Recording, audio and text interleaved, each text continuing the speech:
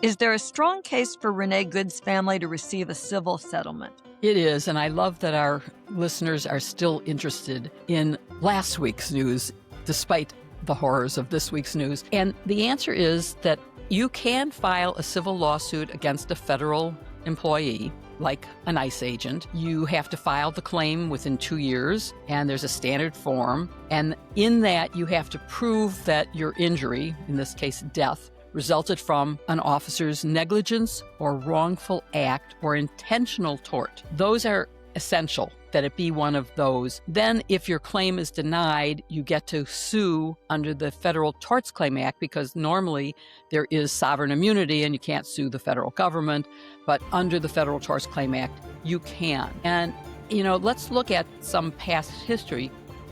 George Floyd collected $27 million from the city of Minneapolis. Now, he was not a federal employee, so he didn't have the federal, according to J.D. Vance, absolute immunity, which he does not have. He does not have absolute immunity. If you can show that he acted wrongfully, not within the scope of his job, then you can go after. The damages in George Floyd's case were paid by the city, not by the officer who kept his knee on his neck.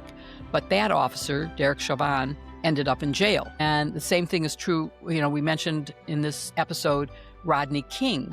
He got $3.8 million from Los Angeles for his injuries and medical bills, even though the officers were acquitted of the crimes that they were charged with.